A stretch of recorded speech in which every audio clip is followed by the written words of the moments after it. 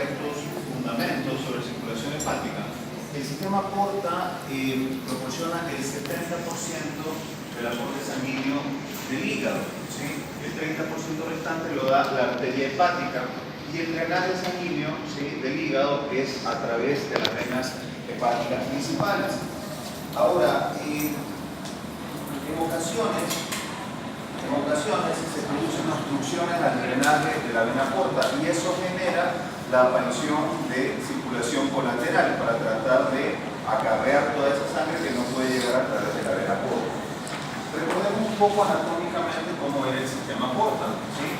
Del vaso sale la vena esplénica, a la cual llegan las venas gástricas cortas, la mesentérica inferior y la mesentérica superior, y ahí en la desembocadura de todas ellas es donde se forma la vena porta, a la cual llega la vena gástrica izquierda, que es la que se llama también coronaria automática, y la salida, ¿sí?, de la sangre del hígado a través de las venas hepáticas principales hacia la circulación derecha. El flujo sanguíneo hepático es 1,5 litros por minuto, ¿sí?, más o menos el 15 a 20% de la volemia por minuto, y la arteria hepática aporta entre un 30 y un 60% del oxígeno de esta sangre, digamos así, de esta sangre que llega al hígado. ¿Por qué entre el 30 y el 60%? Es decir, hay como un rango, ¿no? Porque esto genera un fenómeno buffer, un fenómeno amortiguador, en relación a la cantidad de oxígeno que aporta la vena porta. Si la porta aporta menos, la hepática aporta más, ¿sí? Y viceversa. La fisiopatogenia de la hipertensión portal es similar a la fisiopatogenia de cualquier hipertensión, partiendo de la hipertensión hasta de la manguera del jardín, digamos, ¿no? La presión portal es directamente proporcional al flujo y a la resistencia. Si ustedes conectan una manguera al grifo del jardín y abren el grifo hasta la mitad, tiene una presión.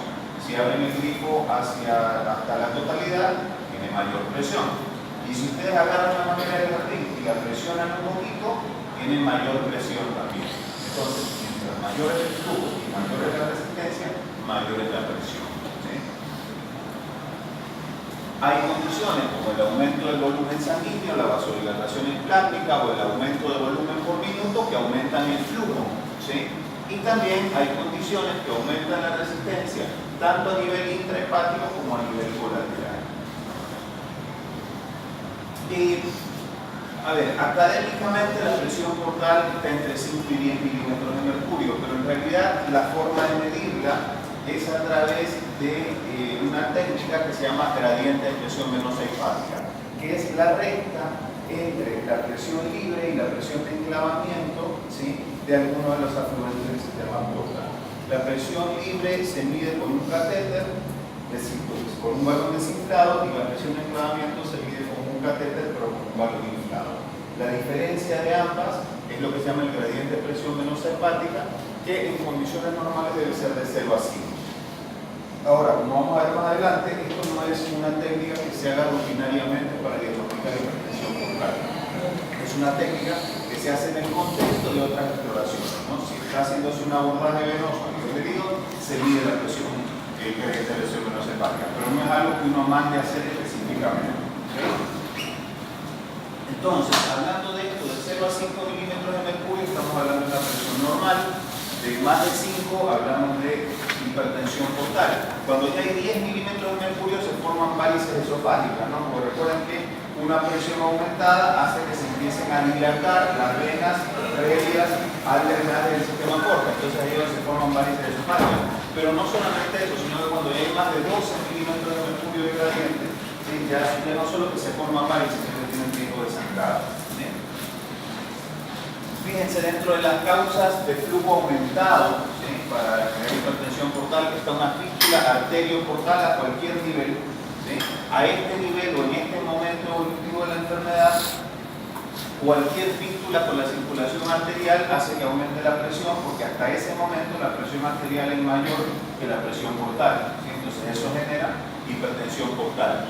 Pero también una hemangiomatosis capilar esplénica, es decir, cuando hay hemangiomas en el interior de las arterias, ¿sí?, quiero decir, en el interior de las venas que forman parte del sistema portal, como la vena esplénica, ese hemangioma aporta más sangre y también aumenta el flujo. Sin embargo, la mayor parte de las veces la hipertensión portal no es a expensas de un flujo aumentado, sino de una resistencia aumentada. Y la resistencia aumentada también se da a distintos niveles, ¿sí?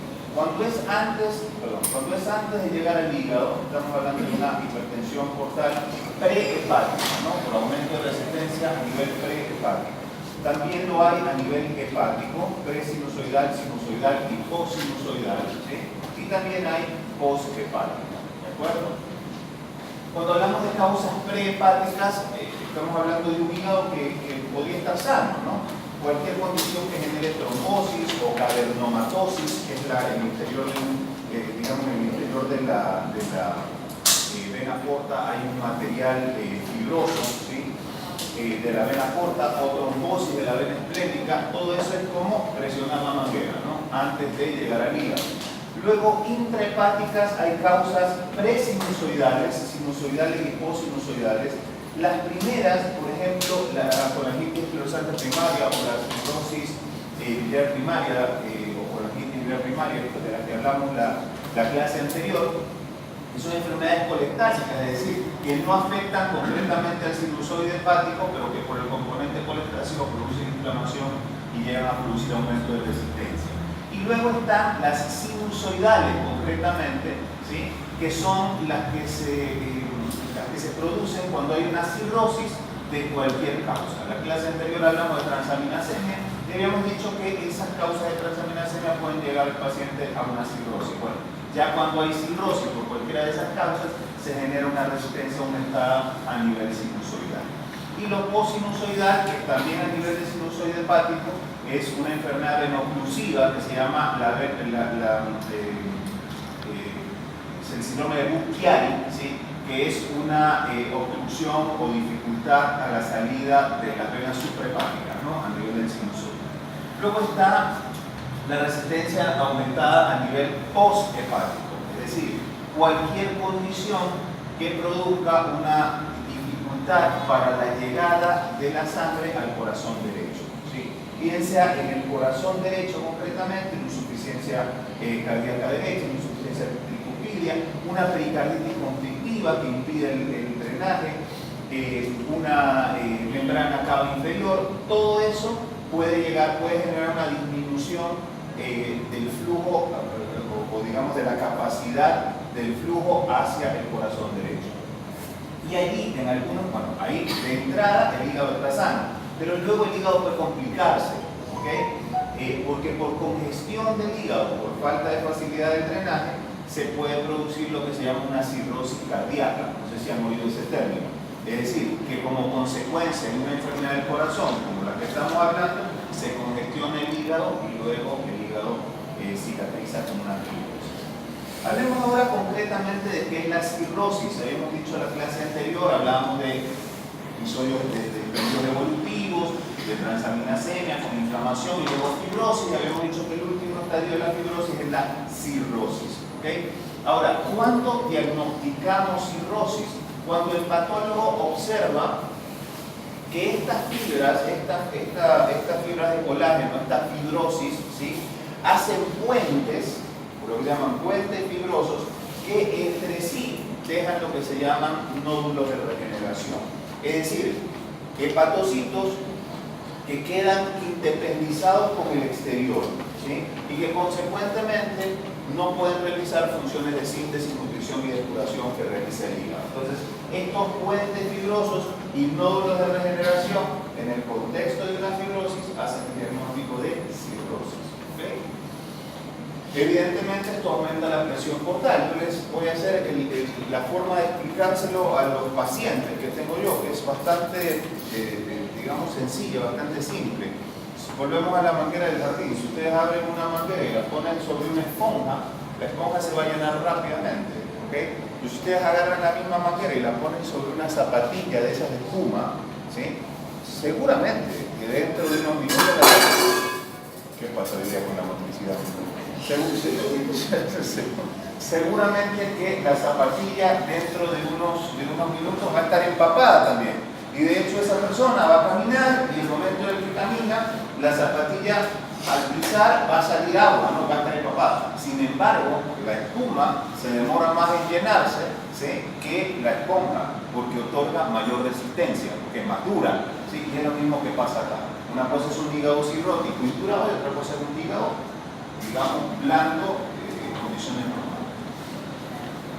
¿Cuál es el gol estándar para el diagnóstico de cirrosis? Bueno, definitivamente con la biopsia hepática. Sin embargo, la biopsia hepática no es fácil de realizar en todos los pacientes. Recordemos que digamos, los factores de coagulación, a excepción del factor 8, se sintetizan en el hígado. Entonces, una persona que tiene una hepatopatía evolucionada tiene déficit de coagulación y hacer una biopsia hepática puede generar una mortalidad alta. Entonces, por eso se biopsia menos ahora que antes, sobre todo porque se cuenta con métodos no invasivos que, si bien no tienen la sensibilidad y especificidad absoluta, ¿sí?, nos pueden aproximar bastante al diagnóstico de cirrosis. Los más utilizados son el fibrotest y el fibroscan. El fibrotest en los Estados Unidos tiene otro nombre, no me acuerdo exactamente ahora cuál es, pero en Latinoamérica se conoce como fibrotest. Es la combinación de algunos parámetros que se realizan en sangre. ¿Sí? Fíjense, todo esto se mide en sangre: alfa-2 macroglobulina, hemoglobina, aminotransferasa, bueno, todo eso es en sangre. Se combina eso y se obtiene un score que va de F0, que quiere decir ausencia de fibrosis, a F4, que querría decir cirrosis. ¿Okay? El mismo score se utiliza con el fibroscan. El fibroscan usa una técnica que es la elastografía de transición a través del ultrasonido.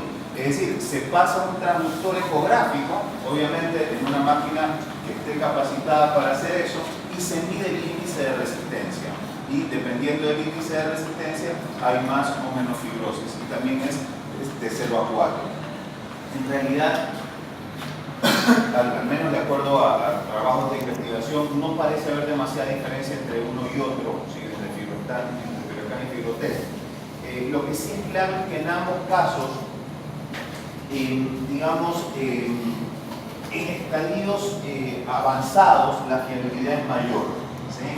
Es decir, los pacientes que tienen F3, F4 tienen más certeza diagnóstica que aquellos que tienen F1, F2.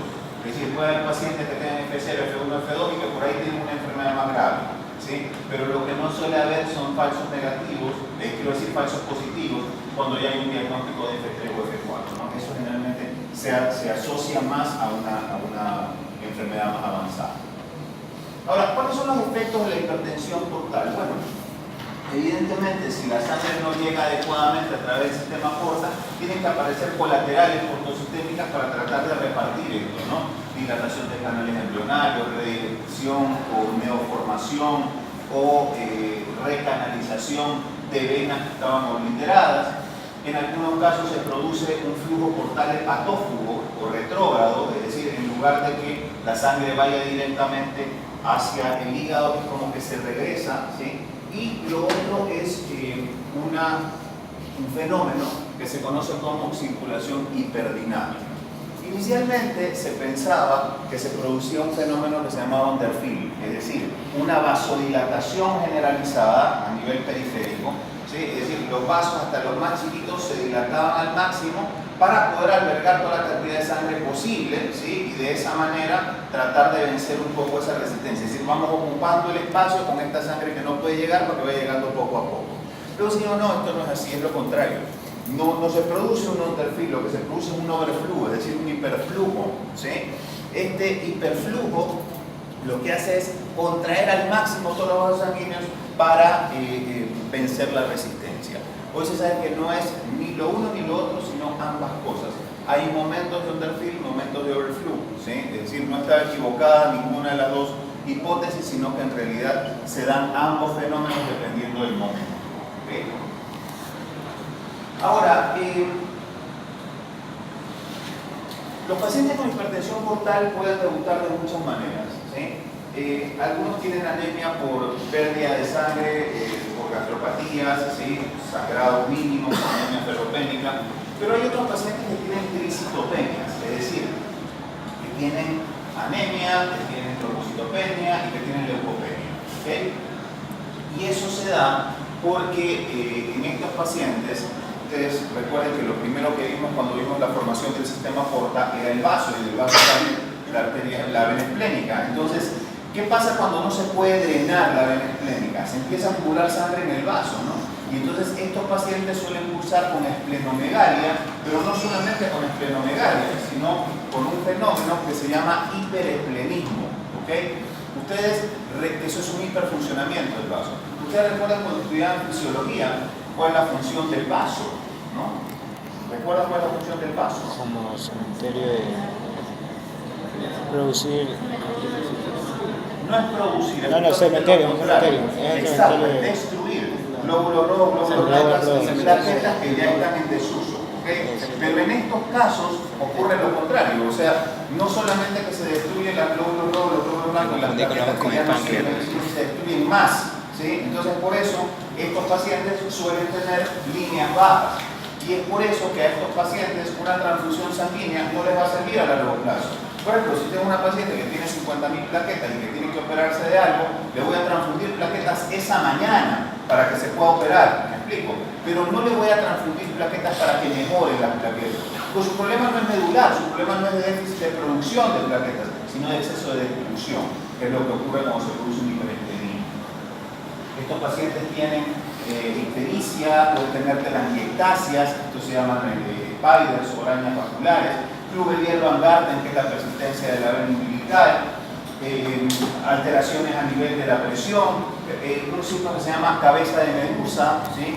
que es una circulación abierta, ¿sí? Se ven las venas como en forma radiada. Eso es porque medusa es un monstruo mitológico que tiene serpientes en la cabeza, ¿no? Entonces, todas estas serpientes simulan, digamos, la cabeza de serpiente simula esto que se ve en la barriga de estos pacientes, ¿no? Luego hay una película que se llama Furia de Titanes, y ahí sale Medusa. En realidad la versión nueva no es buena, la versión original es muy limitada en cuanto a efectos especiales, pero es mucho más vistosa esa película. Yo me acuerdo que yo me cagaba miedo cuando vi a Medusa, daba miedo Medusa. Después pasaron los años, fui conociendo ya mujeres de verdad. Me di cuenta que lo de Medusa era un juego de niños, al lado de lo que uno se puede encontrar en la verdad. Entonces a la mamá, ¿sí? Eso es peor que el pero bueno, eso es lo que estoy. Ahora, sin embargo, las complicaciones más temidas en estos pacientes son básicamente hemorragia digestiva alta, ascitis y encefalopatía. Obviamente, sin considerar el cáncer de hígado, que eso ya es otra figura de la que vamos a hablar en la última clase. Alguien me preguntaba, no sé si fue de este curso o de otro, pero alguien me preguntaba justamente acerca de esto, acerca de la escala de Child-Pugh. La escala de Child-Pugh es una escala pronóstica en pacientes con cirrosis ya diagnosticada, ¿sí? Que da un puntaje de 1 a 3 en distintas categorías: ascitis, encefalopatía, el valor de albúmina, valor de bilirrubina, tiempo de protrombina o INR, ¿no? Y eso da una clase, de acuerdo a la suma de los puntos, A, B o C, que da un porcentaje de sobrevida al año y a los 2 años. Bien, empecemos con las complicaciones. Empecemos hablando de encefalopatía hepática. La encefalopatía hepática es una intoxicación cerebral por metabolitos tóxicos que no pueden ser eliminados por vía hepática. El diagnóstico es básicamente clínico y siempre hay que interrogar sobre el uso de benzodiazepinas porque no sería raro que alguien recomiende a alguien que no puede dormir benzodiazepinas, ¿sí? Sin saber que en la hepatopatía las benzodiazepinas tienen un efecto mucho más intenso por el metabolismo hepático. Ahora, les decía, el diagnóstico es clínico porque ustedes estoy seguro que en su práctica en hospitales y eso, verán que se le pone muchísima atención al valor del amonio sérico. El amonio es uno de los metabolitos, pero no es el único. Entonces, puede ser un auxiliar diagnóstico, puede ser una prueba confirmatoria, pero no dependemos del amonio para hacer el diagnóstico. A eso es a lo que me refiero, ¿ok? Hay pacientes que tienen hiperamoniemia y que sin embargo no tienen encefalopatía, y hay pacientes que tienen encefalopatía y que sin embargo sus valores de amonio no están movilizados, ¿ok? Es decir, no hay una correlación directa siempre en relación con esto, ¿ok? Ahora, vamos al tratamiento, ¿sí? Por un lado está el flumazenil. El flumazenil es el antídoto de la benzodiazepina, pero no solamente sirve cuando se ha utilizado benzodiazepina, sino que estos metabolitos tóxicos aparentemente utilizan los mismos receptores que utilizan las benzodiazepinas. Entonces, al usar el flumazenil bloqueamos estos receptores, ¿sí? Los ocupamos y de esa manera los pacientes mejoran. Pero las otras intervenciones, lactulosa, antibióticos, fundamentalmente rifaximinina y restricción de proteínas, tienen una indicación puntual. Durante muchos años se usó lactulosa y no sabíamos bien por qué se usaba. Sabíamos que servía, pero no sabíamos bien por qué se usaba. ¿Sí? Se usaba por vía oral, se usaba como como enema y no sabíamos bien por qué se usaba. Sin embargo, por ejemplo, otros laxantes no funcionaban. ¿Sí? O sea, no tiene que ver concretamente con el efecto laxante. Uno dice, bueno, no, limpiamos esa toxina. No es así. No es así. La lactulosa tiene un efecto prebiótico. ¿Sí? Tiene un efecto prebiótico. Y al tener un efecto prebiótico, actúa de la misma manera que actúa la rifaximinina y actúa de la misma manera que actúa la restricción de proteínas, me refiero a carnes rojas en este tipo de pacientes, que es mejorar el perfil metabólico de la microbiota intestinal. ¿De acuerdo? La microbiota intestinal produce determinados metabolitos tóxicos que atraviesan la barrera hematoencefálica y que al atravesar la barrera hematoencefálica producen encefalopatía hepática. Al utilizar lactulosa, al utilizar antibióticos, al restringir proteínas, estamos mejorando la microbiota intestinal y al mejorar la microbiota intestinal estamos mejorando los síntomas. Entonces, esa en realidad es la explicación de por qué esto funciona. Si ustedes ven esto, ¿sí? Van a ver pues, un cuadro enorme de 0 a 4 con encefalograma, con pruebas neurológicas y tal, que eso para fines prácticos no es tan fácil de utilizar. La forma más práctica de hacer diagnóstico de encefalopatía hepática es la siguiente. Lo primero que ustedes deben preguntarle al paciente, inclusive cuando va al consultorio, una pregunta de cajón que tienen que hacerle siempre a un cirrótico, ¿sí? Es cómo está durmiendo, si tiene lo que se llama inversión del sueño. No quiere decir ni mucho sueño ni poco sueño, quiere decir inversión del sueño. Una persona en condiciones normales duerme en la noche y está despierto en el día. Estos pacientes tienen inversión del sueño, ¿sí? De ahí que muchas veces toman benzodiazepinas para dormir en la noche y potencian el efecto. Entonces, no es que tienen mucho sueño o que se duermen en la mañana y se duermen en la noche, no, es que tienen inversión del sueño. La inversión del sueño es un grado 1 de encefalopatía y ahí necesitamos dar tratamiento. El grado 2 es la presencia de flapping, ¿sí? Este temblor fino de las manos, ¿sí? Que generalmente se saca o se obtiene en el examen físico llevando la palma de la mano hacia atrás y entonces el paciente tiene un rebote, eso es flapping, ¿no? Si yo hago así, no pasa nada, pero estos pacientes tienen un rebote. Ese rebote es como se mide el flapping o asterixis, que es el nombre en español, ¿ok? Luego está el grado 3, ya con confusión o somnolencia, y el grado 4 es cuando el paciente llega en coma. ¿Okay? Vamos ahora al sangrado. El sangrado es otra de las complicaciones. El 60-80% de los pacientes que sangran con hipertensión portal sangran por varices esofágicas. El 7% sangran por varices gástricas. El 5 a 10% sangran por gastropatía por hipertensión portal. Estos pacientes con tema de circulación hacen una gastropatía con erosiones y tal, y esa gastropatía suele sangrar, ¿sí? Una gastropatía que suele verse como en mosaico, que es habitual. Y luego hay otras causas, úlceras, Mallory-Weiss, porque tener una gastropatía, una hipertensión portal, no los blinda de tener estas otras cosas. O sea, el mismo riesgo de la población general de tener estas otras causas, ¿no? Las varices esofágicas concretamente se dividen en tres grupos, ¿sí? En 3 grados. El grado 1 son varices pequeñas que desaparecen con la insuflación. El grado 2 son cordones de menos del 75%, que ocupan menos del 75% de la luz. Esas no desaparecen con la insuflación. Y el grado 3 son cordones que ocupan más del 75% de la luz. Las varices de estómago, en cambio, son las GOP y las IgB. GOP son las siglas de gastroesófago varices, o sea, varices gastroesofágicas. Son varices que están en el esófago, pero que continúan hacia el estómago. ¿Okay? Las GOP1 son las que continúan hacia la curvatura menor y las GOP2 son las que continúan hacia la curvatura mayor. ¿Okay? Luego están las IgB, que son las siglas de Isolated Gastric Varices, es decir, varices aisladas del estómago, son varices que están exclusivamente en el estómago, ¿sí? Y ahí están las IgB1 que están únicamente en el fondo y las IgB2 que están en cualquier otra parte del estómago, ¿sí? Ahora, ¿cómo manejamos a los pacientes con varices esofágicas? Pon atención a esto, porque esto en realidad es algo que yo noto que muchos clínicos e inclusive especialistas no lo manejan como corresponde, ¿sí? La decisión de cómo manejar a un paciente con varices esofágicas no depende del grado de las varices, depende de la presencia o no de sangrado, ¿ok? Manejamos a los pacientes de una manera si es que han sangrado esas varices y lo manejamos de otra manera si esas varices no han sangrado, ¿ok? Entonces vamos al primer escenario, varices que no han sangrado. Si las varices no han sangrado, hacemos profilaxis primaria. ¿Qué es profilaxis primaria? La profilaxis primaria es evitar que la varice sangre, ¿sí? Por eso es primaria, ¿ok? Y eso lo hacemos con tratamiento médico. Y el tratamiento médico para esto son beta bloqueantes no cardioselectivos. Básicamente nadolol y el que usamos aquí, que es el propanolol, ¿sí?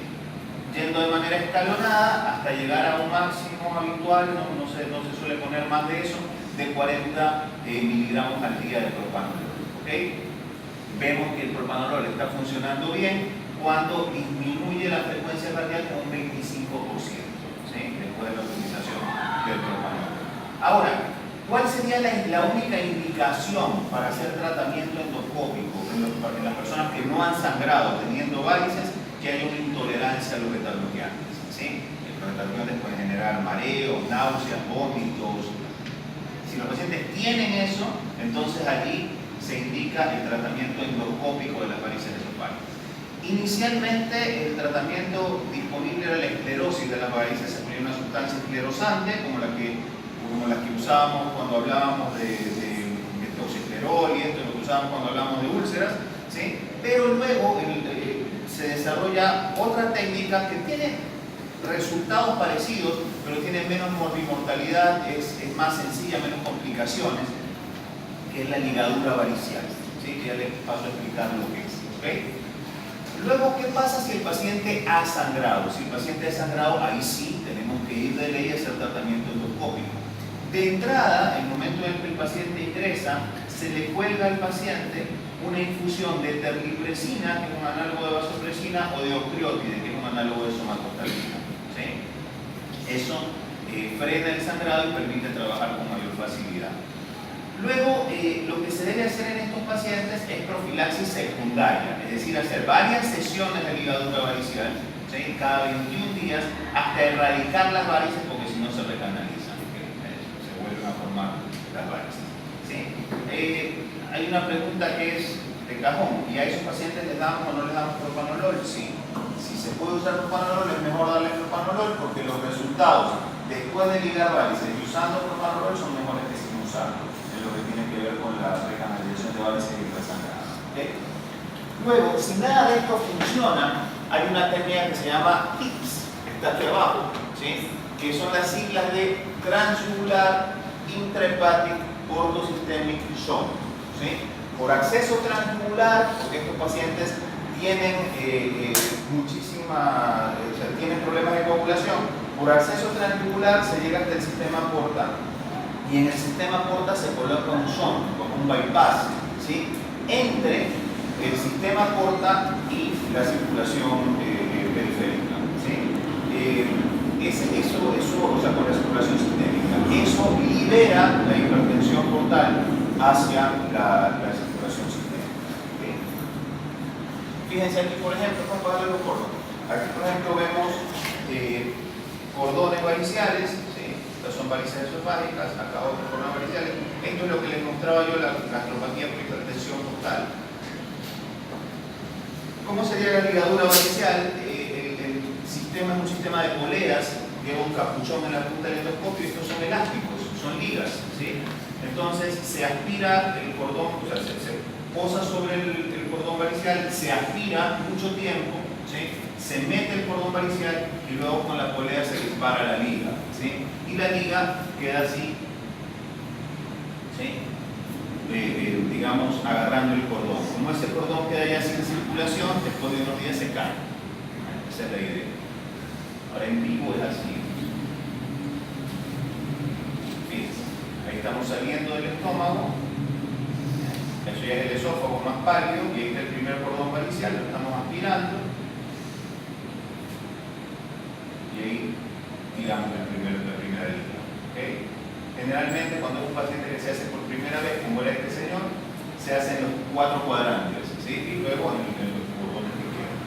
Eso como ven, se demora, ¿no? Porque uno aspira, fíjense, hay un cordón varicial periodo, se aspira y se aspira por un buen tiempo para tratar de meter lo máximo posible de cordón en el interior, fíjense.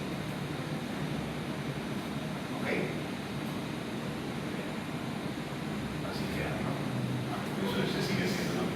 Fíjense acá, bueno, así como se ven ya ligadas, o así. Bien.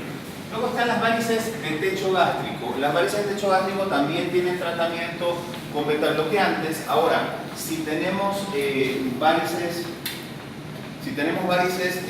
GOP1, las varices GOP1 generalmente desaparecen después del bandeo del esófago, ¿sí? En un 60%, las GOP2 en un 20% apenas. En el estómago no se liga, los resultados de ligadura en el estómago no son buenos, ¿sí? Lo que se hace en el estómago es la inyección de una sustancia para esclerosar el cordón varicial, una sustancia que seguramente, no sé si todos, pero muchos de ustedes seguramente han utilizado. Algunos de ustedes han usado esta goma, la brujita, por ejemplo. Eso es cianoacrilato. Eso es literalmente cianoacrilato. Si ustedes ven la fórmula de la brujita, dice cianoacrilato, ¿sí?